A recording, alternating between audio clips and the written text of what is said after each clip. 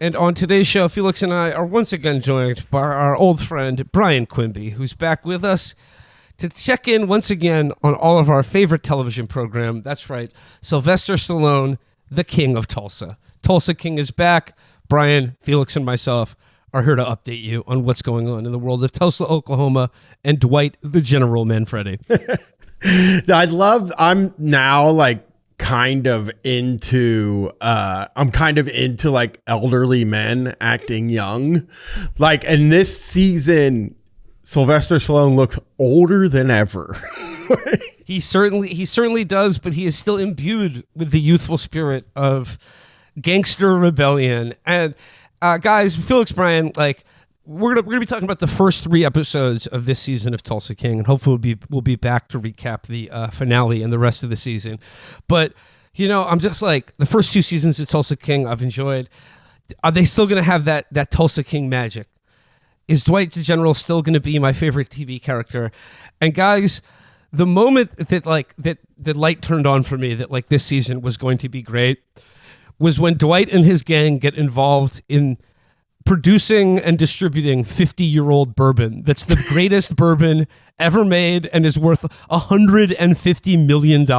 Yeah, I really enjoyed that. Speaking of Stallone looking old, I mean, people talk a lot about, you know, Christian Bale losing all that weight for The Machinist, you know, all great sacrifices in method acting.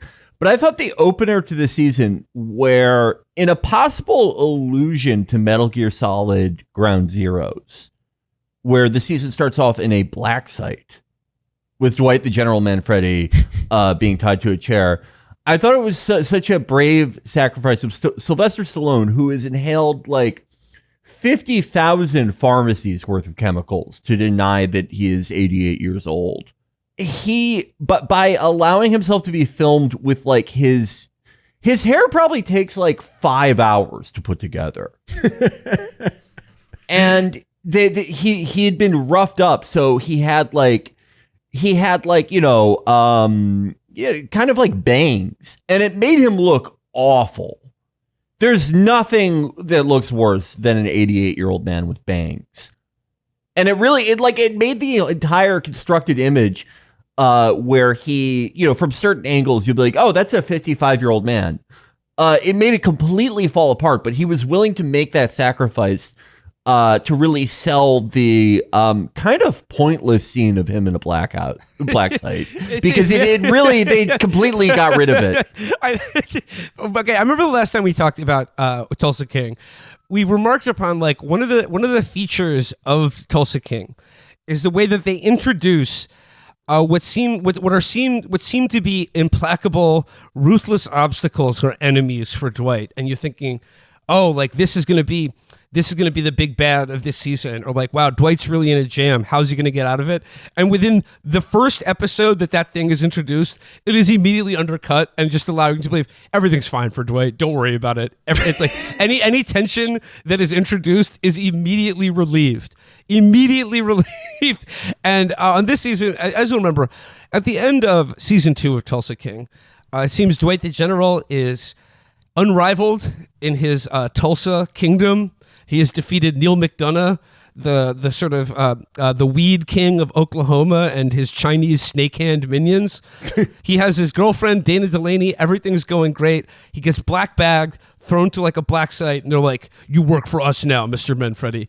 Well, this season opens, as Felix said, he's at a black site, and lo and behold, it's this season's main antagonist, played by Kevin Pollak, who plays FBI Special Agent Musso, who has basically recruited Dwight to get his hands dirty for the FBI under threat of arresting all of Dwight's friends and family. Dwight will begrudgingly agree to go along with this, but it's basically like, we're going to get you to do all the dirty work for the FBI. Like when I call your phone, you better answer, or like all your friends are going away for life, and you're like, oh boy, that sounds rough. And then basically like 3 episodes, he like hangs up on the call from this guy, and then begrudgingly goes on a road trip with him to another city to visit a clockmaker, and who's also like an IRA buy. Like the stuff that this. By the way, I thought this was Jim Pankow Merklipidis from Episodes. Veteran character actor. He's been in about 1 million Law and Order episodes, but it's a different guy who looks like Pankau. It's completely deflated within like seconds. Yeah. And not only that, but I would say like the stuff he actually does with the FBI agent, and I think this will hold true for the entire season. It is significantly less dangerous and inconvenient than Dwight's like average day. Yeah. It's in fact like making him safer. and it is like the FBI guy is immediately like Dwight immediately charms him. It takes 1 second before the FBI guy is like, "Oh, Dwight, you're really a good guy." Yeah, and Dwight's process of charming people is so weird because it's always like it's very PUA. Like he nags them. He's like, "Well, look at you. You're a middle-aged guy driving a shitty car," and that breaks down anyone. It doesn't matter who. Like they will probably have Dwight be captured by like an ISIS cell at the end of this season. It seems like they're moving that way. Yeah, and he'll be like, "Oh, your robes are pretty crummy," and they'll be like, "Oh, all right, take me under your wing." The only time Dwight feels like vulnerable is when they're making him listen to Nas in a self-driving car. Yeah. I love that scene because it was like, does Dwight know how fucking guns work? Like, has he ever shot a gun before? Because he to try to turn off like the Nas playing in the Waymo, he shoots the iPad and then he's like surprised when it's really loud and it hurts his ear. Yeah. He doesn't just try turning the volume knob down. He's confused about stereos and guns, both of them. And another thing this season doesn't disappoint on is the sort of charming intergenerational conflict between old school gangsters and the way things are in the world now. First of which being Dwight getting trapped in a Waymo and him shooting the Waymo because it's playing rap music towards him. But I did love the one scene where they call back to New York and like it's like the old Brooklyn gangsters who are now out of a job and working at a deli. And he's like talking on the phone to Grillo and he's like, "I fucking ate it here. Gen Z, Gen X, Gen what the fuck? Everyone's talking to me about lactose intolerance. What the fuck is that?" Yeah, that was, I mean, Tulsa King has always been, I should say, a non-linear show. Like, characters and events and storylines are sort of thrown out haphazardly, and people that you think are just like 3-episode characters, they end up getting their own cutaways and their own sub crews. Frank, this scene was like, I don't even know who the deli character was who was calling Frank Grillo, but was he like one of the deposed New York guys? Yeah. He was the guy from last season, right? Like the guy who Dwight trusted, and then he robbed the casino at the end, or robbed them for a bunch of money. He was the guy in witness protection that Dwight found, because you can't hide anything from Dwight. I think that's who that guy is. And he wants to get back in. No, Brian, you're referring to Armand, who has been missing for the first 3 episodes of this season. This is one of the deposed New York guys. He was like Chickies, the bald guys. He was like his number 2. Now, basically, since he's been deposed, all the mafia in New York are out of work, and they have to like work at a coffee shop serving lactose-free lattes to Gen Z, what the fuck is this lactose intolerant shit? They're working at the coffee shop that banned Adam. Playground coffee. Yeah. Serving lattes to people with what nose the fuck rings. is Pansexuality Awareness Day? Hey, only pansexuality I know is a deep dish pan pizza. How you like that? That's what we're both doing over here. I like the New York kind. Being the New York pizza. So, as we said, this season opens with Dwight the General Manfredi, and he's being sort of suborned into being an FBI informant by Kevin Pollak, who informs him that years ago Dwight killed his informant, and like tanked 2 years of field work. And I don't know if you remember this from the first 2 seasons, but it's a guy Dwight killed who was handcuffed to a radiator in a burning building, and he didn't have the key to the handcuffs, so he was like, it was a mercy killing. You know, he shot this guy in the head rather to spare him being burned alive. Well, Special Agent Musso's, again, like, is going to dedicate himself to ruining Frank's life. But as you said, within 30 seconds of meeting him, that threat is essentially diffused. It's completely deflated. But I did like, he's like, you know, as an FBI agent, there are certain things that we can't do as a law enforcement agency. So you're going to be getting your hands dirty for us. And I like that, like, this refers to the Kash Patel-led FBI. And he's like, Assignment 1, Dwight, we're sending you to Portland to do a false flag Antifa attack. I thought he was going to go. I legitimately thought Antifa might, and it still could possibly be the bad guy here.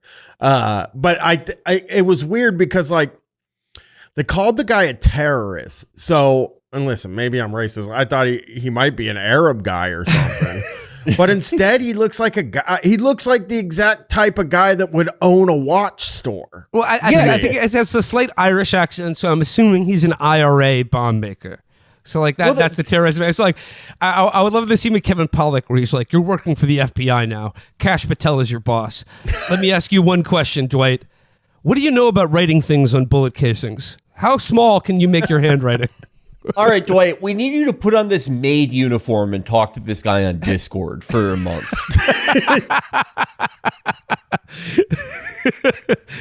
It's called grooming, Dwight. And he's like, I groom every morning. I wake up, I shave, I have a coffee, I wash my balls, I dye my hair, I take my steroids. Yeah. No, that is something that I find so, like, relaxing about this show. Like, Stallone is, you know, a, like, dyed-in-the-wool, like, MAGA guy. He was MAGA before MAGA was a thing, right? Oh, but yeah. He's still, like, he's such a relic of a long past time that, like, he doesn't do most of the, like, MAGA culture war shit in this show at all. Like, he is such a Hollywood relic that he's still doing, like, the 90s thing of, like, all the terrorists being white. Yeah. Yeah. And, you know, like, I want to say, like, this gets back to, like, how easy a watch and how pleasant this show is. Because for a show about a gangster and the ruthless criminal empire he runs, the stakes could not be lower. And like I said, there is not a single moment where Dwight or any of the people who work for him that you feel that their lives are imperiled in any way, shape, or form. And even when there's like a gun being held to their head, I'm just like, it'll be fine. This is nice. And every gangster and every person in the movie sees Tulsa as the linchpin of a great crime family. They're all like, we got to get some of that Tulsa money over here. How many people have, like, died? How many like criminal enterprises, like criminal enterprises that had like a century of continuity? So many things have just come to an end because they were like, there's so much money in Tulsa. Yeah. Yeah. Tulsa weed, by the way. Yeah, they got the weed empire. They have his bar and casino, the Broken Buck. I gotta say, the buck breaking casino, and there's and now, best of all, they're getting involved in bourbon. Dwight and his gang are becoming bourbon bastards with the greatest bourbon in all of Oklahoma. Like, I don't know. I associate bourbon more with Tennessee or Kentucky, but that's because I'm foolish. I don't know anything about that sweet brown stuff. They uncover a cache. There's the good liquor family of Oklahoma is being extorted by the evil liquor family of Oklahoma, led by the patriarch of the evil bourbon family, the Dunmeyers. What is clearly the heavy for this season is Robert Patrick of, Terminator 2 fame. And his son. Cole like, Dunmeyer. Yeah. So funny that one of his son's big criminal empires is bingo. Scamming elderly people. Yeah. Bingo. And like they keep referring to the Dunmeyer family of like, this guy's got every politician and law enforcement agent in the state in his pocket. And it's just like, like he beats up, he kills people who sell his competitors liquor, and then his son scams old people out of bingo money. Yeah. Oh, he's part of Dixie Mafia, which like a lot of movies. Dixie Mafia. Yes. Yeah. And like they keep referencing these Dixie Mafia guys don't play around. That's how you describe tough hillbillies. Like, oh yeah, these guys are extra tough hillbillies because they're a mafia. Dunmire reminds me of in Suicide Squad, where it turned out that like the random like Chicano gangbanger was actually like an ancient fire god. But the thing he chose to do in his life was to become like a really unimportant drug dealer. Like all the rackets in Tulsa King, there's just such a lack of imagination among it. Like this guy supposedly owns the entire estate, and last season we had Neil McDonough as like a billionaire who like his big ambition was to sell like $32,000 of weed a year. Was to sell eighths in like in high school parking lots. Ruined his fucking life. Like what is? I don't understand it. Dwight rigging an election is going to be fantastic, though. You got to admit, when Dwight starts rigging this election, it's going to be some of the dumbest stuff you've ever seen in your life. Oh, I cannot wait for that. I can't wait to see the commercials or whatever it is, the backroom dealings that like Sylvester Stallone thinks happens, you know? So yeah, like I said, Dwight is rendered to the FBI black site, and this guy's like, I own you, I own your life now, you work for me. When your phone rings, you pick it up. And then they just let him go, and he goes back to his house and life and his girlfriend, and his girlfriend's like, hey, that was really fucked up when all those federal agents burst into my house and held me at gunpoint and then kidnapped you. And he was like, I can't be in this relationship no more, you're too good. You're too good, and I got too much fucked up things going on in my life. And I'm like, oh, wow, like this relationship seemed important to Dwight. Like this is a new source of tension and stress that like, you know, like he can't hold these two things at the same time, being a gangster overlord, FBI informant, and loving boyfriend. Listener, that plot line is resolved 5 minutes later when she shows up to the buck-breaking saloon and goes, Dwight, you know, I heard what you said, but I still want to be your girlfriend. And he's like, okay. I do think it's an underrated sort of character thing that you can't threaten Dwight at all. You can only threaten his crew. And he loves his crew. Nobody can threaten Dwight because they're like, it'd be unrealistic for someone to get one over on Dwight. He's too smart. He's too cool. He's too gangsta. Yeah, too tough. But his only weakness is that he like, you know, and this is a common trope that I would imagine among anyone who spent their entire life in organized crime. They care too much about other people, especially the people underneath them who work for them and make money for them. They care about their lives and well-being too much. Like it could not be more opposite to like real life mob guys. Like every single like big federal mob case for the last like 30 years is just like a boss flipping on the entire family and still getting like 750 years in the worst prison in America. He's a stand-up guy. That's the thing about the general. But like his problems do not end with the FBI because, you know, as soon as he gets out of FBI custody, he gets another phone call. This is a phone call from New York, and a character that has never been seen before on this show, but is the boss of all New York, a guy named Quiet Ray. Quiet Ray, the NYC mob boss, he's the boss of all bosses. And he's like, you know, Dwight, you got to come to New York for a sit down. And he's like, all right. So Dwight takes the family to New York, goes to Little Italy, and then just shows up at this old guy's apartment, helps him wrap some birthday presents for his nephew or something like that. And basically he says, hey, like Dwight, you've been out of the game too long. I didn't like the way your old family treated you. It was very disrespectful sending you to Tulsa, but I'm going to give you your dream. I'm going to give you your own family and your own territory here back in New York City, the mafia capital of the world. Dwight, welcome home. Come back to New York City. And Dwight's like, I don't know. I got this thing in Tulsa. It's just, I got too much going on in Tulsa right now. And he's like, Dwight, that's very disrespectful. You got to share Tulsa with your New They York have the family. dumbest conversation ever. Yeah. Like it is like two toddlers trying to intimidate each other. Like what this I love the new like the shy Don, the new he's like a severely brain damaged Phil Leotardo. He starts out after all the pleasantries going, the thing about sharing is you gotta do it with your family or else it's not nice. And then Dwight goes, oh, I agree. But the best thing about sharing is your family gotta share with you. And then they just go back and forth like idiotically. Yeah, he's like, the quiet Ray of the boss is like, Dwight, sharing's the most important thing of this thing of ours. Everybody shares with everyone else. And then Dwight goes, that's the thing about sharing, is that it's good when you share stuff with people that you want to share with. Yeah. And it's just like, it's like 3-year-olds having an argument with each other. It is a teacher. One of the dumbest conversations ever put on TV.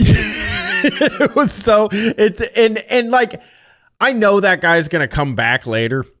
My guess is that guy comes back and he uses, like, Dwight has charmed the FBI in such a way that they hit him on RICO charges and he's gone. And then Dwight moves the center of mafia to Tulsa, obviously, because that guy wants a piece of Tulsa, which Dwight is the top earner, I guess, and Tulsa's where the money is. Yeah, and presumably this guy's like 90-year mafia career is going to come to an end.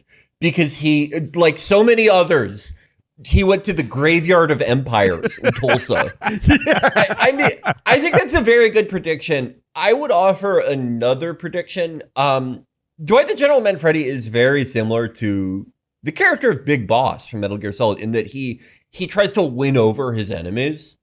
Yes. And I think like they'll have like a stupid old guy fight. And then they'll eventually realize that they both like care about respect or something, or they both try to shoot a Waymo. I don't know, and they'll go, what if we work together and then we will both be the type of people that we like to share with. That is also a good guess. I'm sure him and Quiet Ray become friends. Well, yeah, by the end of the like, season. He's already becoming friends with Kevin Pollak, the FBI guy who's like supposedly has a career vendetta for ruining his life. He's already winning over him. And then we saw the two heavies from last season, Neil McDonough and Frank Grillo, are now Dwight's partners. I mean, that's the genius of Dwight, is that he invites people outside the circle into the circle. He lets people in. He doesn't hold them at arm's length the way traditional organized crime does, you know? Yeah. He's Frank Grillo was introduced as like, this guy's a fucking sociopath. He's the scariest guy they've ever faced down. And this season, he's like Funkhauser. Yeah. Yes. Yeah. He's like a goof guy. Yeah. He comes in and yells, "Oh, you dumb cocksucker!" And they just have a regular conversation. And Frank Grillo is introduced on this season because like he's the KC king. He's the Kansas City king, and now he's partnered with Dwight, the Tulsa king. So they have to like tithe money from Martin Starr's weed business. They got to like do a handoff and like hand them like a duffel bag of cash. And that all goes to shit when Bodie's lime green electric car runs out of batteries, and they have to like, it's just a lot of problems ensue when the thugs show up, and then he gives him a duffel bag filled with comic books, and he's like, "Oh, my mistake. This is for Tulsa. This is the duffel bag I had pre-packed for Tulsa Comic Con 2025." Martin Starr's character degenerates so much between every episode. Like, yeah, the idea that like you would bring like, oh, I'm going to a comic book convention. I'll bring a duffel bag full of comic books. Or else would you do it's so it? clearly like Stallone writing a nerd character. yeah. Like he can't just have a normal car. He has to drive like a science car that's gay. I mean, I do admire that they gave Tyson the international car for dipshits, the Cybertruck. Because now that's become a thing in every TV show. The biggest dipshit in the TV show drives a Cybertruck. Well, except on this show, the bulletproofness of the Cybertruck is like made into like a major plot point at the end of the third episode. It's just like I love in Dwight's crew of like the gang that couldn't shoot straight. Like once again, like the stakes here are organized crime, literally your money or your life. And they're explaining like when they're like Martin Bodie, you got to make like a cash drop, and just remember, if you don't have the cash or you're even $1 short, the guys you're giving the money to will shoot you in the head. They will murder you on the spot. And like even in that setup, like no one, like they could not be less bothered about how badly they fuck it up. And then when Bodie takes it upon himself to like pistol whip one of the guys who were like one of Frank Grillo's thugs because he killed his best friend last season or something like that, and it's just like the nerd character, like do you understand like how serious this is? Like they're going to kill you. They're going to murder you. And he's like, yeah, I'll make dice with him, but I've cloned his phone and I'm going to hack his email and I'm going to see every purchase that he makes online. I'm going to troll him relentlessly for murdering my best friend. Yeah, that's what it feels like he's saying. He's like, because like what in real, I guess he could steal his money or move his money around accounts, but he doesn't really even say that. He kind of says, I'm going to be able to read every text message he has. I'm going to see his Pornhub history. Yeah. And man, oh man, that's going to be embarrassing for this professional murderer. Yeah, I'm very glad that Tyson's dad's in the gang now. Oh my, like that, right? But Tyson's dad played. You'll remember Tyson's dad, played by the actor Michael Beach, at last season, was nearly killed in a car bombing meant for Tyson. And like the whole thread on the last season was like his dad doesn't want him to be with Dwight. He's like, son, I don't recognize you anymore. Like you care too much about money and the fast life, and you should just be like a good shit plunger like your father. I made an honest living scooping shit out of people's toilet bowls. But yeah, and then like, so like his dad is nearly killed in a car bombing, and like by the way, in this season looks no worse for wear at all. Like no, he looks like great. Looks unscathed entirely. And then like, so then like Tyson is like, Dad, like we need your work at the distillery, the bourbon factory that Dwight just bought. We need some plumbing work done. It's honest work. And he's like, son, I'm not going to involve with any of that. You remember I was almost killed in a car bombing last year. And then he's like, all right, Dad, I'll talk to you later. And then the dude's wife, Tyson's mom, is like, you know, you should take that job to keep an eye on our son. It's like, what? Like you're concerned that your son is dressing too flashy and that he may be killed because of his criminal associations. But like, he's like, to your husband who was nearly killed in a car bombing because of those associations, you're like, I think we got to keep going with these associations. You know, like it's because we love our son. Maybe it'll heal your trauma, you know? I have a family member that they were afraid of the vaccine, like the COVID vaccine. They weren't like full anti-vaxxer, but they were like, I have questions. But then they let their spouse and kids get That's exactly the same mentality. Thing. That's the exact same thing. Like they were medieval food testers. That always made me laugh. That is so fucking good. And then like the final member of the Tulsa crew that we need to check in on is Mitch, the sort of the cowboy cool guy played by Garrett Hedlund, who at the end of last season becomes a used car salesman. He buys the sort of like cowboy used car dealership, and he's having a hard go of it being a salesman instead of a ex-con bartender. But it's not too long before a blast from the past shows up. His ex-girlfriend, the sort of hot blonde named Cleo, who is from the good liquor family of the state of Oklahoma, the Montagues, the Montague bourbon family. And she shows up and bats her eyes. There's, oh gee, I wonder if they're going to get together at the end of this season. I'm not holding out hope.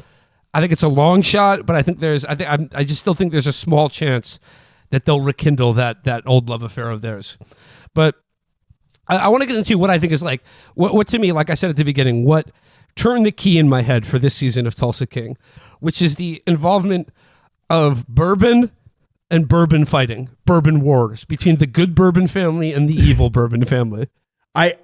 I think Robert Patrick has gotten so good at being like the bad guy in a TV show. Because he's doing it on Peacemaker too. He's with Frank Grillo as well. Yeah. Those guys just love hanging out. Yeah. But yeah, it is funny to have, first of all, okay, so it's not illegal to sell bourbon. How can they make it illegal so that Dwight can be breaking the law? Well, it's because they can't get a liquor license because Dwight owns it and he's a felon. Brian, that's a great point too with the bad bourbon family too, because it's like they have the problem of like, okay, how do we make this family that is supposed to be worth like hundreds of millions, if not billions of dollars from a bourbon empire? How do we make them criminals?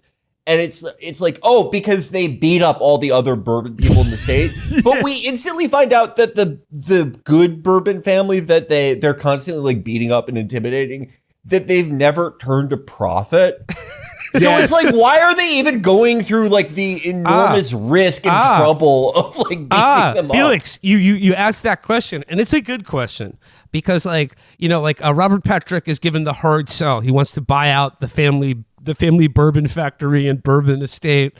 He wants to buy out their business, and like the dad's like the Montague father, the dad of Cleo, is like, well, I have a handshake deal with the Dunmeyers, and our family has a lot of history. And Dwight comes in, he's like, I care about your legacy. If your enemies would become my enemies, and I want to make that good top shelf bourbon, the best bourbon ever. And he loves their delicious bourbon. But then like Robert Patrick, at the end of episode 1, Robert Patrick gets wind that Dwight Manfredi is doing business with the Montagues. So he decides to solve this problem by killing the dad and burning his house to the ground with him inside it. And I love at the beginning of episode 2, and they're looking at the smoking, charred ruins of the good bourbon family's house. Dwight's like, I've done a lot of fucked up things in my time. I used to make threats to people, I'll burn down your house with you inside it. But who actually does that? This is fucking sick. It's like, you did 25 years in federal prison for murder, you know? I just love like the little moral red lines that Dwight has that separates him from being a disgusting criminal scum and being actually a top class guy. I love that because it's such a good insight into Stallone. Yeah. Stallone is, I think, the type of person who like was never in the mafia, not even close, but just loves them, is so funny. Like I watch a lot of crime documentaries, and I saw one about like the present day pathetic mafia in New York. And there was this aside about how like in Ozone Park, people still are strong supporters of the mafia. And that's so funny to me. Stallone is like with Stallone, he's almost restrained because I feel like he's probably consumed so many like 2014 circa memes where it's like Chief Keef next to like Al Capone. And it's like Al Capone gave money to kids going to school. What did Chief Keef do? But he loves the mafia. He every like stupid thing from The Godfather. He's like, you know what? Say what you will about them, but they never sold drugs. They never killed people's family. Like all this stuff that they're complete like documented as doing all the time, and that also that they do in The Godfather, where they agree to sell drugs. Yeah, where they agree to sell heroin, but only to black people. So that's how you know that they're stand-up guys with glass. He is. Sylvester Stallone is like a perfect encapsulation of the MAGA type guy, because he's not in the mafia, but he wishes he was in the mafia. He's not in the military, but he wishes he had been in the military. He's not an athlete, but he wishes he had been an athlete. Yeah. Oh, I tell you, if I was in the mafia, it'd be run a lot different than it was. And Brian, his whole film career is like fulfilling those those dream status objects for him, like being a professional boxer, being a military guy who was spit on by people when he came home from Vietnam, and he's done it. He's been in the military, he's been an athlete, and now he's in the mob. Brian, I love how like with this he's combining military and the mob by being like a mob guy who's like a general, and he wears that stupid fucking like 5-star general lapel. The 5 cluster. Yeah. His girlfriend Dana Delaney gets him a 5-star. She's like, "Well, you are the general." And then in every scene after that, he's wearing this gay pendant on the lapels of his finely tailored suits. No one says anything. No one's like, "Hey, the rank of 5-star general has not existed since 1945. You fucking dunce." He's Dwight, you know. He's Dwight. He's the general, so he's got to have the regalia and the insignia of rank in station. I thought at least the FBI guy would be like, "Hey, what the fuck is that?" But no, everyone is like, "Yeah, that makes sense." Dwight Manfredi can't get in trouble for stolen valor because he's such a great soldier and man that it's not stolen valor for him to do. No, the military is stealing valor from him. Yeah. They haven't done a scene like that where like a Navy SEAL is like, I served like 5 tours in Afghanistan, but I could have never done 25 years in prison and then like, beaten Neil McDonough at his weed business. I could never run a liquor, weed, and cigarettes business. Oh my God, he does the 24-hour beer, liquor, and cigarettes delivery service from Cumtown. That is, he becomes a billionaire doing that. He becomes Jeff Bezos doing that. He becomes the wealthiest man on the planet. I'll say this too. Anytime I see them, Sylvester Stallone's daughter is the most nepotism case thing I've ever seen in my life because I look her up every season. Like, who is this lady? Why she can't act? Why is she in this show? And it's every time it's her. And I'm like, oh, that's right. It's Sylvester Stallone's daughter. I love her. Yeah. Like, I am such a fan of her. There is better acting in Darman videos. Yeah.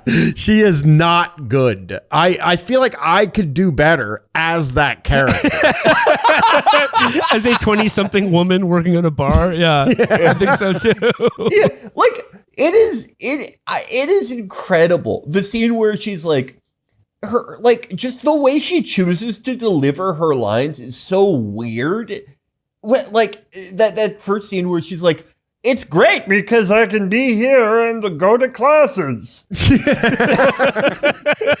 And she's gonna have to do some real stuff this season because they're gonna put her with Cole, the bad guy's son. Yeah. So I can't wait for her scenes with him. Oh, that's gonna be my favorite thing. We got sidetracked, but like I have to return to the very important question of why the evil liquor family wants to buy out the good liquor family. Like, like they're already like multimillionaires in the liquor business. Like it seems like they're doing pretty good. Why do they want the good liquor so badly? And so like I said, Robert Patrick kills the good dad, burns his house down with him inside it. Then in the next episode shows up to his funeral, pissing everyone off, and has his first encounter with Dwight. And, like they size each other up, but Dwight, and the thing is, like, since season 1, Dwight has been dealing one after the other with these sort of like local yokels, the people who have Tulsa clout, but like they ain't never seen nothing like Dwight Manfredi coming for him. So it's like after killing this guy, he then makes Dwight an offer. And like, I don't even know if like Dwight was actually partnered with this guy or if like anything was signed, but he's now making Dwight the offer to buy out the family liquor business. And he offers him 3 times what he offered the guy he just killed, which, if you're going to just pay 3 times what you were going to pay to begin with, seems pretty pointless to kill the guy. Just pay the guy. Yeah, exactly. And this is, like I said, this is where the key was turning in my head. I was like, I love every second of this. Because I was like, Dwight then asked the daughter, Cleo, he's like, there's got to be something you're not telling us about because, why would he offer us three times the offering price for a burned down house? And I was like, okay, this is Oklahoma. I was like, there's got to be oil on the property, right? There's got to be something more valuable than liquor on the property. Nope. It's super valuable liquor is on the property. And she goes to like the family mausoleum, and it's like, like there's like a hidden door, and it's like this huge cellar of 50-year bourbon. And she's like, my dad's 50-year bourbon. It's finally its 50th birthday. And this is like the rarest, finest bourbon in the world. And I was just like, this fucking rocks. Because it's, according to Dwight's math, every bottle of 50-year bourbon can sell for $5,000, and they have 200 barrels of this. That's $150 million. Doesn't it? Who are they selling it to? Neil McDonough? Yeah, pretty much. Actually, yeah, that's probably what's going to happen. He's going to do this deal for Neil McDonough, who'll become governor, and he'll be like, now you owe me a favor. At your inauguration party, you have to serve all of our bourbon. Because I like $150 million on your inauguration party.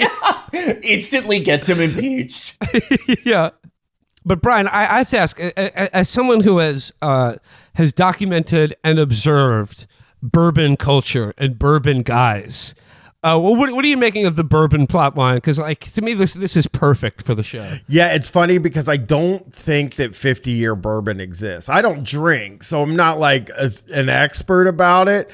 But I think what they're doing is they know about Pappy Van Winkle, and they're saying what would be more expensive, because Pappy's the most expensive one. What could be more expensive? 50-year aged bourbon by a master distiller that is also broke and didn't consider selling 35-year-old. Yeah, that is an amazing age for bourbon. They mostly go to 12 years, you know?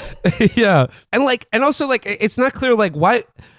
So it's just like the second biggest bourbon family in Oklahoma, and they're broke because no one will sell their bourbon because the evil bourbon family has intimidated all the distributors. It's like, just sell out of state, sell overseas. Why is this a problem? I don't understand it. Having to backfill why they have that. They have the biggest house you've ever seen. Yeah. And they burn it down, and then a little later on, they're like, oh, it's because my dad inherited the house. They had to explain the house later on. Yeah, the family's problems would only make sense if this show was set during the Articles of Confederation. And it was illegal to do business in another state. Yeah, with the Union. You would be killed for treason for selling your wares to the Union Army, to the Army of the Potomac. Can't even sell the house, by the way. Yeah. We're drowning in debt because all the liquor stores refused, except for one guy who then got bought out by the Dunmeyers later, which, one of the greatest scenes. I think one of my favorite things is this stupid scene where Dwight is tells to his big bodyguard, he goes, do you still do that psychology stuff? Oh yeah. That was awesome.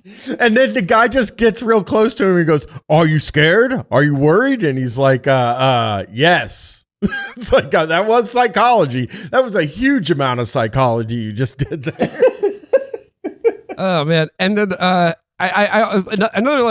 we talked about the moment between Quiet Ray and Dwight where they argue with each other about the definition of sharing. Yeah. And who you sharing with your family is good, but not if you don't want to share with your family because that's bad. That's not sharing. Another great tough guy sort of bit of dialogue, or just two gangsters sizing each other up, is at the funeral where Dwight's talking to Robert Patrick, and he's like, hey, I'll tell you one thing. You try to kill me and burn down my house like this other guy, you got a whole fucking world of trouble coming. and Robert Patrick goes, that's slanderous talk, Dwight. And then Dwight's response to that is, unless it isn't. Truth is the ultimate defense against libel. Are you aware of that? Then it's that's it. The scene's over. Yeah. That he says he has the dumbest rejoinders to these evil genius characters. Yeah. But because it's Stallone's show, they have to be bested again by the smartest man alive. Smartest, toughest. By the way, I love his the thing of if you I'd be really pissed off if you tried to kill me. And it's okay, good. I won't try to this guy. I was only trying to kill him, and I didn't care if I succeeded or not. But with you, I'll try to make sure that I kill you. when I attempt to murder you. I also think that one of the things that is going to happen later on is Dwight's going to get the guy's son to turn on him because he's like got that power of persuasion with him. And the son's already kind of like, I don't know if I like this crime stuff. Yeah, and the son's already like a man of respect. Yes. Because he saw like that bad, like the bad guy like harassing Stallone's terrible actress daughter. Yeah, and like beat the shit out of him Dwight style. And those like they're gonna butt heads because they're stubborn, but then Dwight will be like, I hear you're a man of respect. There's not a lot of respect in today's generation. And the kid will probably go, pronouns, amateur nouns, what the fuck? And they'll be best friends. The next season, it'll be that guy as one of the people he cuts in. Also, can I say that his negotiation with Frank Grillo is so fucking funny? Yeah. Because he's like, I'll give you, he's like, I want 50%. Dwight's like 15%. And he's like, oh, you think I'm going to take 15%? And Dwight's like, how about 7.5%? And he's like, done. The deal. He's the master of haggling. It's like, once again, like another thing that you think could be a roadblock or like a speed bump for Dwight and his criminal enterprise is like, okay, Frank Grillo finds out about the secret best bourbon on the planet. And he's like, wait a second, I thought we were partners. I want 50% of that. And then he's like, no, you can't have it. And then he's like, I ought to fucking kill you. And then he's like, how about 7%? And he's like, okay, fine. You're my guys. He haggles him from 50 to 15 to 7.5. It is the greatest negotiation I've ever seen.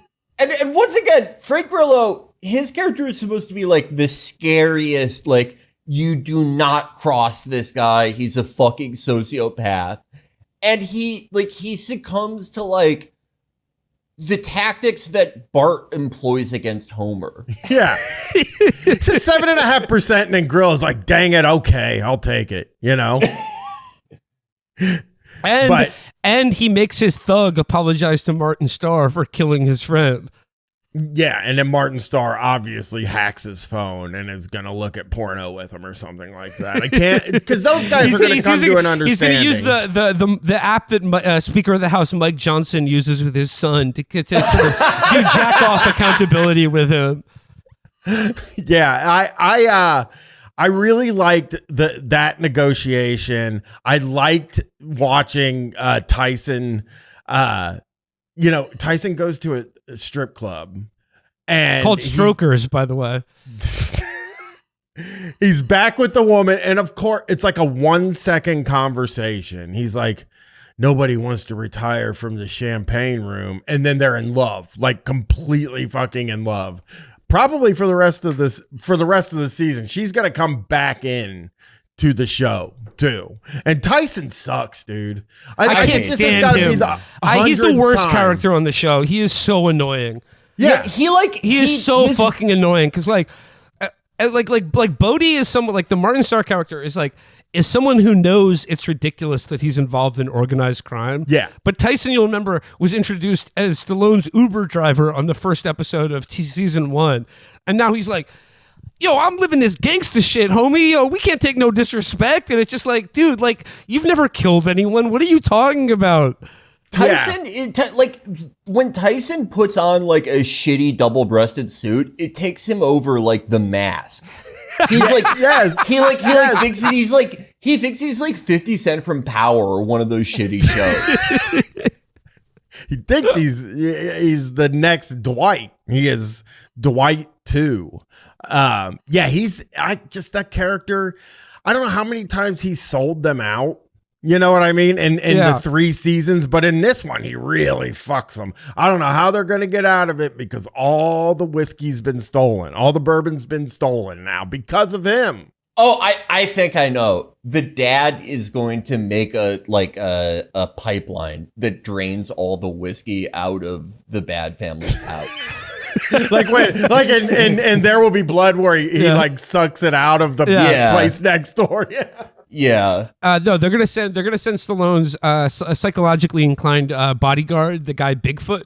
They're like, Bigfoot, I'm gonna need you to go to where they're keeping all the secret bourbon. I'm gonna need you to drink all of it. I need you to drink all the 800 gallons of bourbon. So then you can come out. We're gonna take the bourbon out of you. We're gonna bottle it up, sell it ourselves. Bada I also bing, bada love boom. the total lack of chemistry when they show them on a date, like them on a date night sitting at home on the couch. Yeah. Him and Dana Delaney. So None. yeah. Zero chemistry. You could never believe that they would be together in a million years. No. Yeah. Well, Dana Delaney is like a foot and a half taller than him. Yeah. Get this guy some lifts? Fuck, man. Yeah, the photography they use to like make it seem like they're of comparable height and age. Like Dana Delaney looks great. She's always been beautiful, but she looks great now. Stallone, he requires like a 120 camera system to maintain the illusion that he's not like he was not born in 1921. Yeah, I mean, 79 years old is fucking crazy for the character he's playing. Because I think he sees himself as 50 or 60. Absolutely. You know what I mean? I don't think he sees himself as 79 years old. I think probably in real life, too. He's like, I'm probably 50 or 60. And it's just... He's someone who went to jail for 25 years after his 50th birthday. Yeah. Absolutely. It's crazy. It is. I can't believe how old he is. And he's still... he isn't doing any physical stuff anymore, because that's the shit that really I love, is when these 80-year-old guys are like, I got to do a fight scene or something like that. Like, Yeah. Even Liam Neeson doesn't do that anymore. You know, Liam Neeson's like, I'm not even doing like half-assed stunt work in movies. Like, I'm just standing there and you point a camera at me. That's right. it. Dwight doesn't even duck when somebody shoots at him. He just fucking stands there like stoically. I guess like the thing I'm most looking forward to as the season goes on, and like particularly what will happen, like almost certainly in the season finale, which is like the signature moment of every season of Tulsa King, is like in season 1 it was the bikers. In season 2, it was the Chinese snake hand and weed farmers. But like, I like when like all of the forces are arrayed against Dwight and they've all tooled up and there's like 60 guys with machine guns and they show up to a location and they're like, we're going to get him. We're going to shoot him. But like Dwight and his crew get the drop on them and handle them instantly. Just kill all of them instantly, more or less, by the element of surprise. I can't wait till that happens to the evil Bourbon family in this season of the show. Yeah, it's exciting to think that Robert Patrick's going to get his at the end of the season, or Robert Patrick is going to become one of Dwight's buddies. And next season, it'll be like, hey, we sold a bourbon together. Now we're a partnership. It's both. Either way is possible. Because there are so many times where they usually have like, that's what's smart. Well, I mean, that's what is good about the show, is that they give Dwight like 6 enemies every season, so that some can get killed, some can get, added to the gang, and some can get disappeared or something like that by another character to show that character is scarier than before. So I think what we're really looking for, I think the most exciting prospects for this season is Dwight being involved in a political election. Tell me if this makes sense. Tulsa King is the world's first and only open world TV show. Because like when you said that I thought about it. It is laid out like an open world game where it's like, okay, these are the 6 main guys who control like this territory in Tulsa. You can take these missions in any order. It doesn't matter. You just need to fulfill these. You just need to get your whatever the safe house is this season, whether it's like bourbon this season or like the weed house the last 2. You need to get it to a certain point to progress the story. But once you beat like 4 out of the 6 bad guys, then you'll go into end game. And then the last 2 episodes of the season are free roam mode. Yeah. Yes, that's exactly right. And he ends up building a relation. I'm trying to figure out which faction he will build the relationship with. And I'm really starting to think now it's the Dunmires. I don't think they're the big bad. Or he's getting them arrested by the FBI, who it only took them 1 minute to charm. And by the way, they get pulled over. It's an FBI that scene was hilarious. Yeah. That scene was so okay. When Dwight finally answers the call of Kevin Pollak, and it takes 3 episodes for him to do that. Yeah. And Kevin Pollak says, okay, you show up here, you get in the Waymo brings me to you, we're doing a secret FBI mission together. And it's just like, this is an FBI agent who's like, presumably dealt with criminal informants, with targets of an investigation.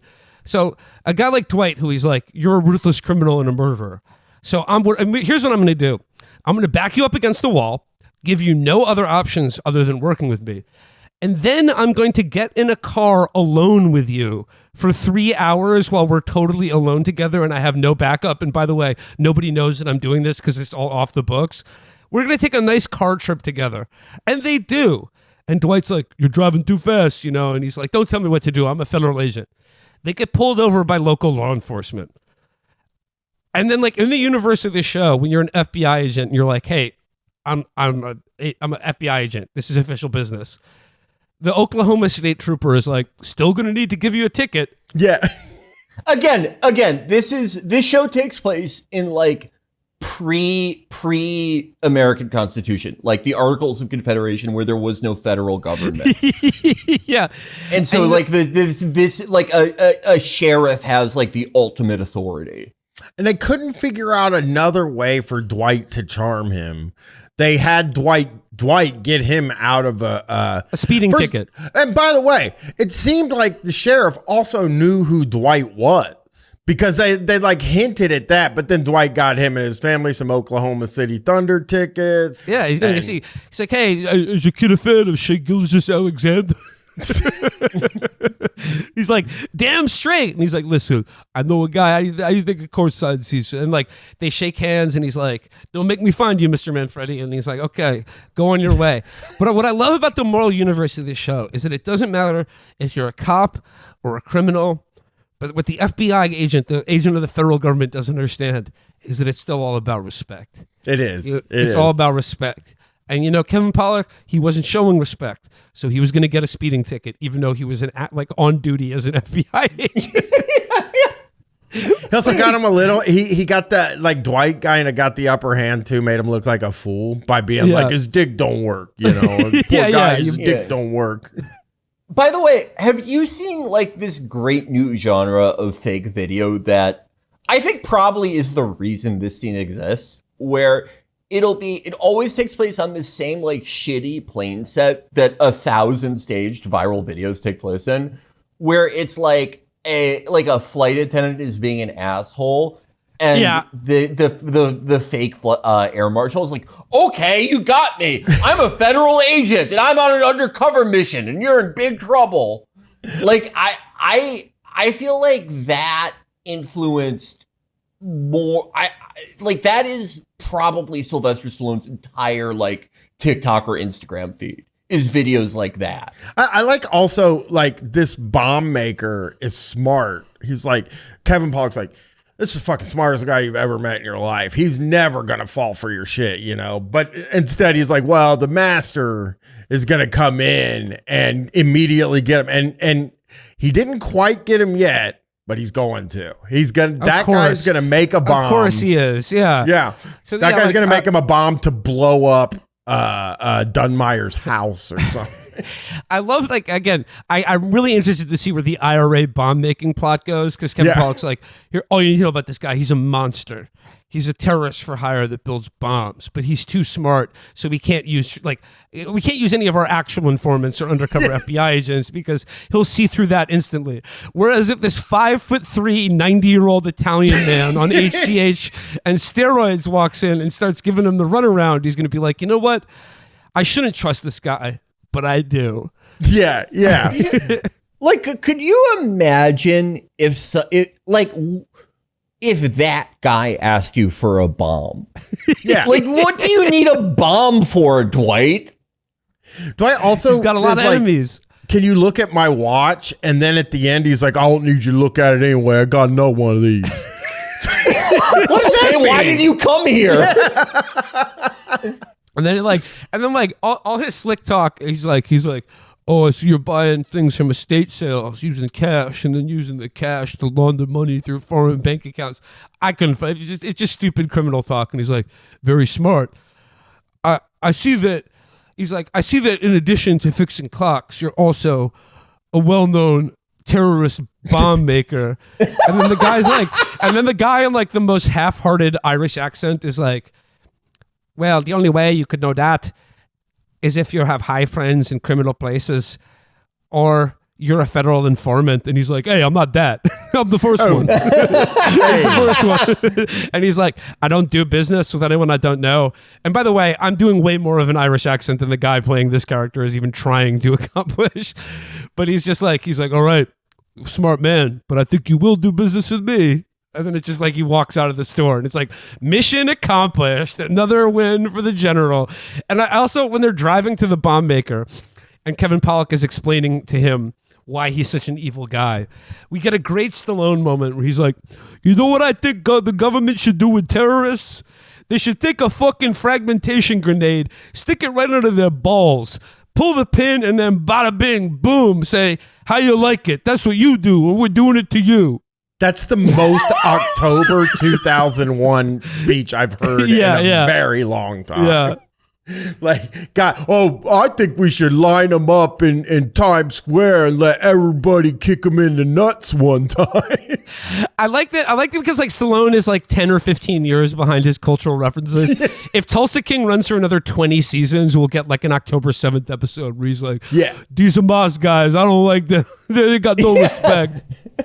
That is, I think, another reason why the show is so like relaxing and reassuring to watch. In addition to there being absolutely no threat of anything ever happening to Dwight, it's that it is like a conservative project, or at least a project by a conservative, that is completely absent any of the current MAGA culture war shit. Yeah. Like I think like people have probably tried to tell him about like, 90% of kindergartners are furries now.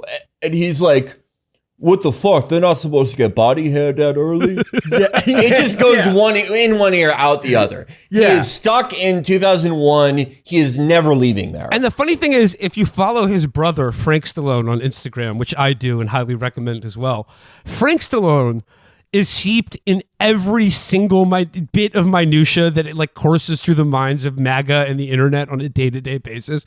Like Frank Stallone posts about that shit all the time. And I just love that, like, because his brother is successful, Sylvester is just unbothered by all of this. His mind is as it was 30 years ago. It's funny. I watched Frank do an interview with Mancow, and it's psychotic. It's an insane interview. Frank Stallone has been threatening to leave California for the last 25 years. Yeah. But he never does. I would actually say that if I had to put money on it, like I have always said that they should include betting on the outcomes of TV shows in sports gambling. Yeah. I would love that. I might actually start getting addicted to gambling if that were the case. We would be billionaires. But I would bet that, like, if they ever do have a character who's trans, it is far more likely that, they'll become friends with Dwight. Yeah, and absolutely. come to some weird understanding than them trying to make like a MAGA culture war point. That is 100 million times more likely. Hey, they, I call it friend. You inject estrogen, I inject growth hormone. We're all the same thing. Bada bing. We both inject testosterone. Yeah. We're both trying to live up to the expectations of our gender identity. I was assigned Dwight at birth. No, because you're You're exactly right about Stallone, who has been like, a lifelong conservative. I remember he said like he wrote the script for Rocky and because he said American movies in the 70s were too anti-American and he wanted to get back to like feeling good about your country. So he made a movie about like a half retarded guy from Philadelphia who loses a boxing match. Rocky's a great movie, but the thing is, as opposed to his brother Frank, who is, like I said, obsessed with the daily minutia of the conservative internet, I don't think there's any hate in Stallone's worldview. Really, I just think like he cares about class, respect, and the honor of being a tough guy. Yeah, like if Frank made Tulsa King, it would be so hateful. It would be so evil. Like the Uber driver character would like try to rob him in the first like 30 seconds. Yeah. Hold on, I have to call my 13-year-old white girlfriend on my Obama phone. Yeah. Tyson would be the bad guy of the show on Frank Stallone's Tulsa King. Yeah. It would still have the thing of like there being 6 bad guys, but it would just be because like there's always so many like spinning plates of cultural enemies. Yeah. There's a gay guy, a black guy, an Antifa guy. Like all those guys would be in the show. I'm hoping for an Antifa guy. I think like that is one modern thing that they consider putting in the show. Then again, maybe I think it's just two of the current moment to be noticed by Stallone. Yeah. Like I was thinking about Cobra the other day, and like the gang in Cobra were just like, they were like, our philosophy is that we hate everything and that we're mean. Yeah. And that we love murder. And like that's like the closest that's like how they think like a terror cell in America would operate. And Antifa is too like they would have like talking about like James Lindsay shit. That it just in one ear out the other with Sylvester, I think. Yeah. Well, they're the fellow Americans. I remember the scene in Cobra where it's like some like sort of like desiccated warehouse that's like the meeting ground for the axe gang. And they're all banging axes together going, kill, kill, kill. And you can see numerous people in the crowd are just people in suits who like just got off work and are like, it's time for my hobby of axe murder for evil. The number 2 in the Axe Gang was like a high-ranking police officer. Yeah. Like, presumably all these people were normal, and then they just heard some psycho go, everyone should be dead. We should kill everyone. They're like, hey, I agree with that. Here's my question. Who's going to be the celebrity cameo on this season of Tulsa King? Because last season, it's hard to imagine they could top Jelly Roll from last season, because that was one of my favorite, like, celeb TV encounters of all time is when Jelly Roll sings his smash hit song "I'm Not Okay" at the recording studio of Martin Starr's weed store, and Sylvester Stallone thinks he's like a janitor because of all of his stupid tattoos. Is Willie Nelson still alive? Yeah, Willie Nelson is still alive. I could see Willie That would Nelson, be perfect. He's got the weed smoking thing. Oh yeah, he's funny. Everyone loves Willie. Oh, that'd be fantastic if Willie Nelson was on this season. Yeah, like. It would be harder, right? It would be harder and easier if he was like a Frank type conservative, because like Brian has a good point in like, who do those guys even like anymore? Like I saw them, they used to love Jelly Roll, and then Jelly Roll like took a picture of Jack Black, and all those guys like yelled at him and called him a pedophile. And he was like, Jack Black's one of the coolest, most hilarious, great people I ever met. You people have ruined my day. And so it's like, who can you actually like? Like, I guess James Woods. James Woods. Felix, I was thinking about this in light of the fact that they're all furious now that Bad Bunny is going to be the Super Bowl halftime act. And I saw someone the other day suggest, they were like, why does it have to be Bad Bunny for the halftime show? Why can't it be Lee Greenwood? Yeah. And I'm like, Lee Greenwood, that dude, he has one song from like 30 years. If with a gun to your head, name another Lee Greenwood song other than God Bless the USA. Lee Greenwood is like French Montana for MAGA people. And he's I also like 120. Yeah, yeah. And I also said today that like Turning Points USA is doing their counter programming to the Bad Bunny halftime show, and they're like Super Bowl halftime show, Turning Point USA Super Bowl halftime show, a celebration of faith, freedom, and America. Musical acts to be determined.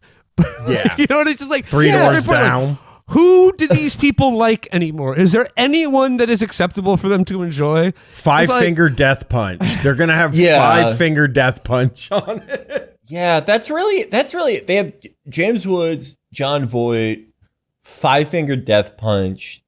I get like if they're most MAGA people are like they're still like old people who like love Israel, so. Probably like Modest Yahoo and the Disturbed guy who's like an insane Zionist. God, yes. He would do it. David Draymond would 1,000% do it. David Draymond he has always had such a funny online presence. Just doesn't even, it is mind blowing how stupid he is. And if you go watch any videos with him, like he calls himself a triple major. But what? Yeah, he calls himself a triple major. In college, like, but he has a bachelor's degree. It's not like it sounds like he just took a lot of he took a lot of courses. Yeah, that's what it sounds like. He took a lot of different types of courses, so he thinks he's like the smartest guy in the world. I gotta send you like there is a I don't know why this happened. This has to be some early 2010s idea or late 2000s idea, but he had a side project. And for some reason, the record label had him and his two of his bandmates sit down and say the meaning of each song. And there's a video for each fucking song. And they are the most dumb guy trying to sound smart things you've ever heard in your life. And like he says something like, this song's about how people know I do heavy metal, but they also know that I speak with a certain amount of vernacular. All right.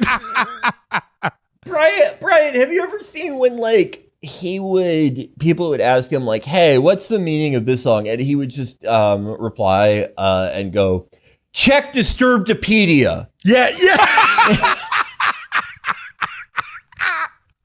He is an all-time fucking stupid man. You know what I mean? And like he's an imbecile. He wrote the ultimate song for cops to cry to with the sound of like his Sound of Silence. You can look that up anytime.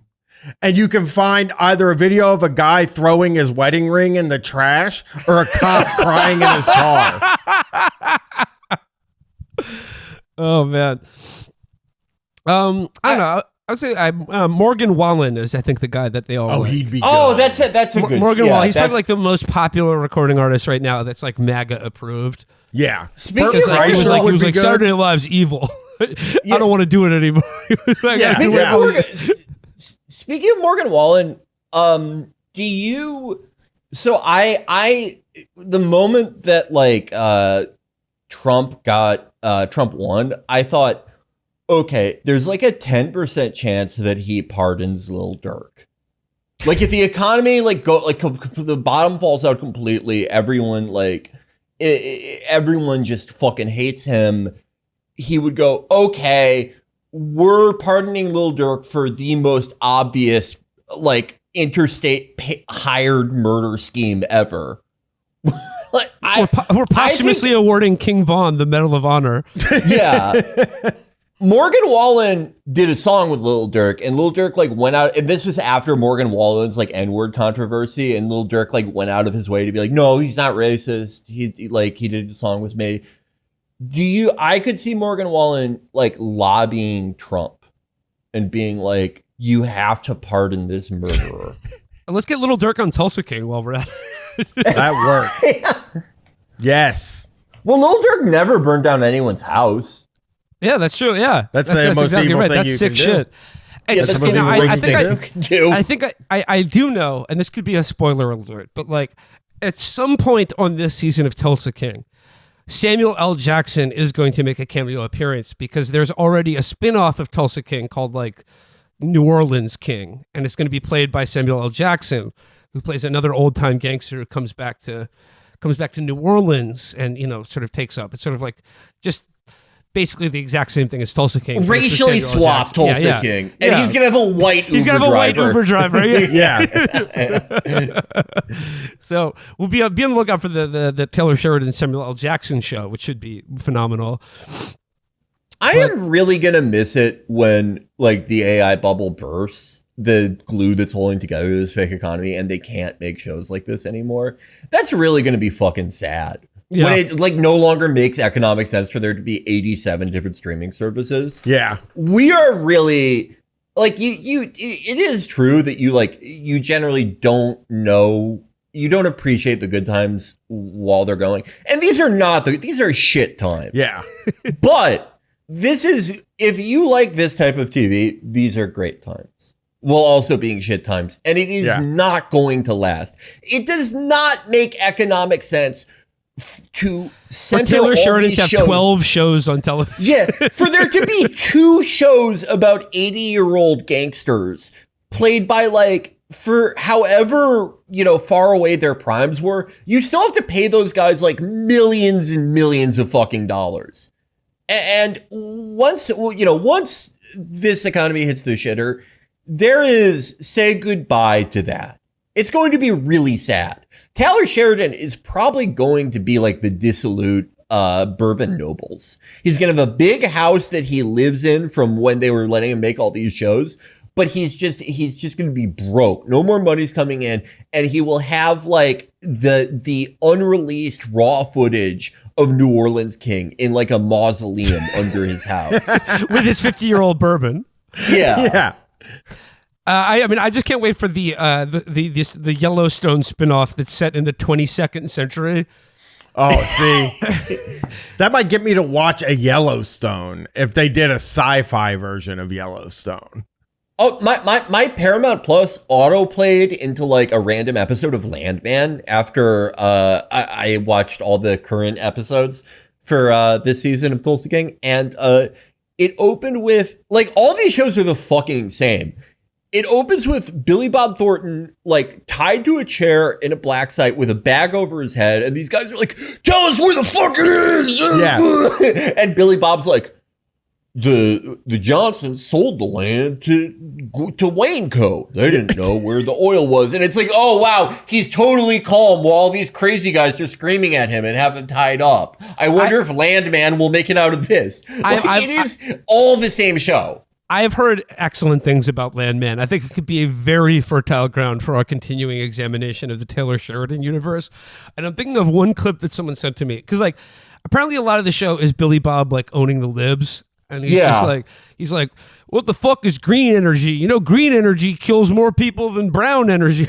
Yeah. It's always talking about how like any environmental regulation is actually like, does not only like doesn't protect the environment, but kills millions of people. And so there's a scene, it's just a clip I saw out of context where it's Billy Bob and there's like some hot woman he's with who's like an environmental lawyer or something like that. And they're walking around like, the flat plains of Texas. And like over in the distance, there are these huge wind turbines, like wind energy. And it's like some point Billy Bob is making about how wind energy is bad or unreliable, about how we'll always need oil. And the environmental lawyer he's with is like looking at this vista of these wind turbines off in the distance. And she goes, wow, what are those? And it's like, are you an alien that just is he escorting you around planet Earth for the first time?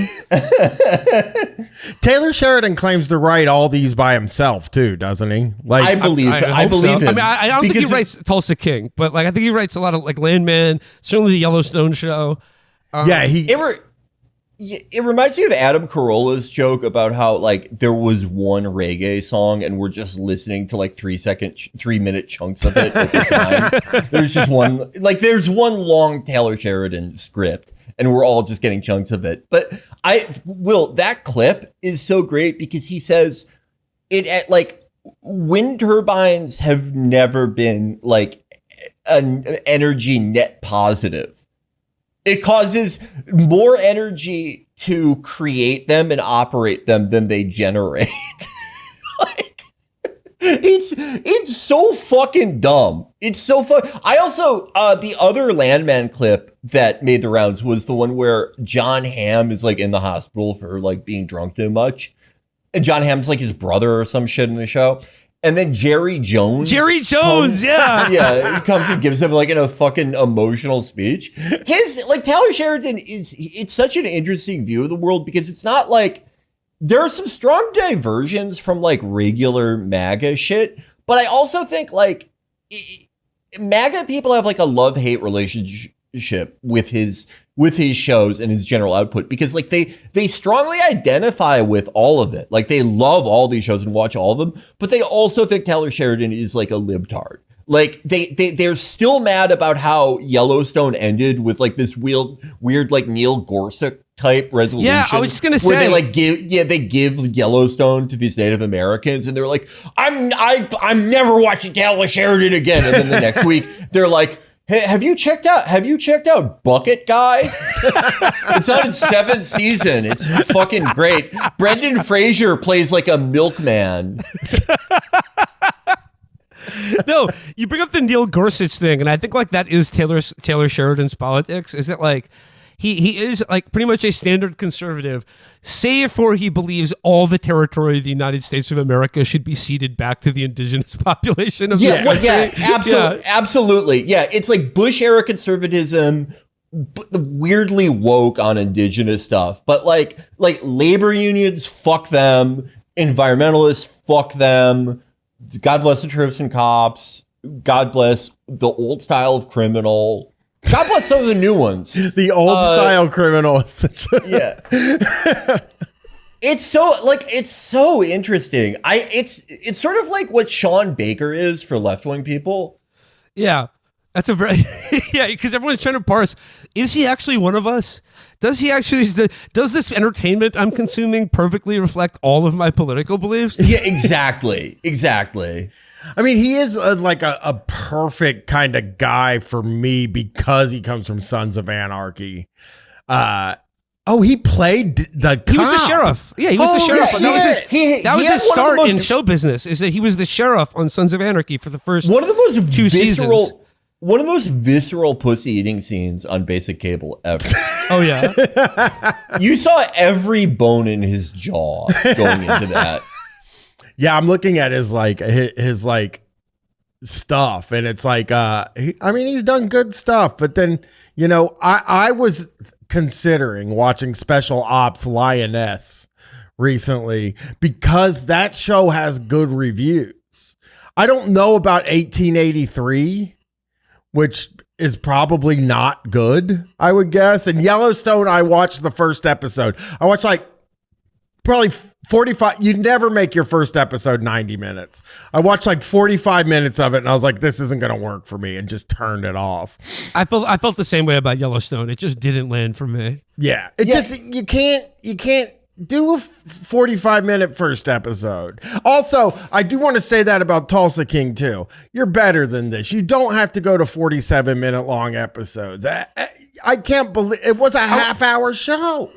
I mean, you could say that, Brian, but I don't feel the length because every scene within an episode of Tulsa King is about 30 seconds long. Yeah.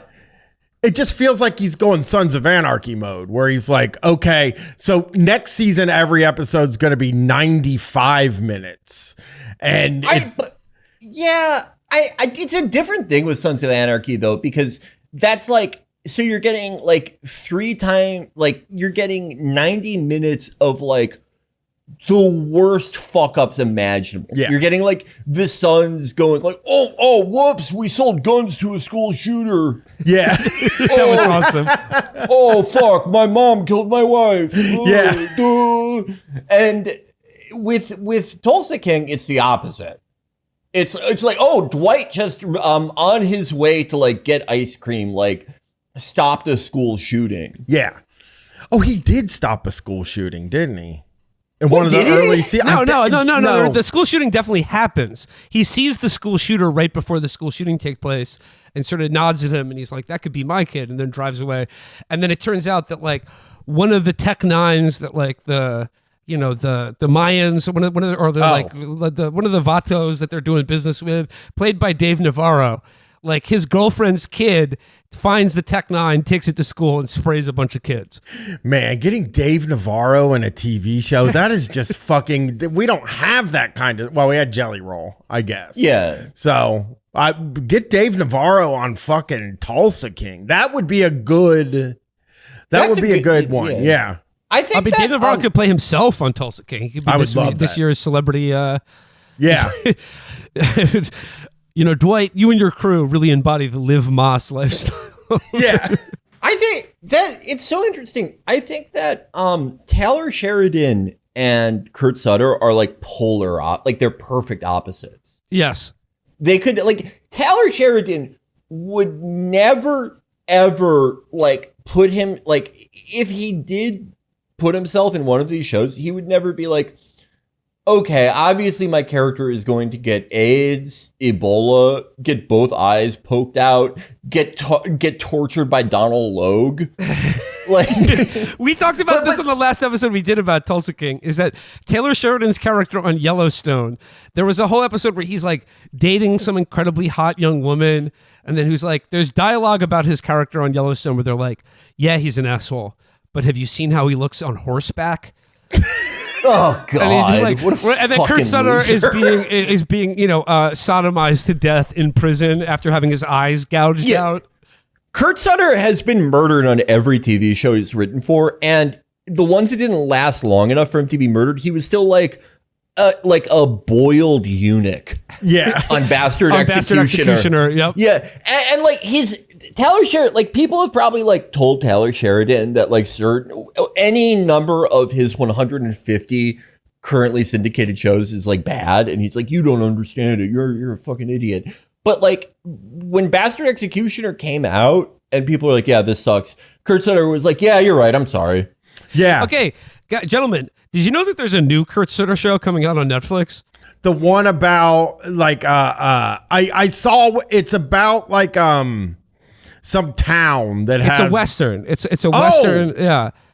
No, I didn't know that. It's called The Abandons, and it's a Western, and it stars Lena Headey and Gillian Anderson. And it's sort of like a girl Western. So I'm definitely going to be watching that. I will. I will be there. I will be there for that. Front and center. Oh, Patton Oswalt's on there? All right. Yeah. Oh, fucking hell. All right. Well, good times are here to stay. We've got Tulsa King. We've got new Kurt Sutter show. And Brian, thank you so much for hanging out and talking the King with us. Thank you for having me. I always love coming talking about Tulsa King.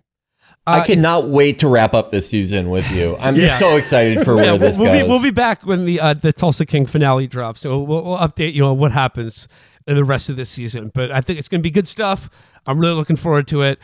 Brian, real quick before we go, if people want more Brian Quimby, what should they do? Just search Guys Brian, patreon.com/Guys Podcast. I do Guys. So... Well, right. I don't do guys. I do a podcast called Guys. Oh, glad you saved yourself some undue embarrassment there.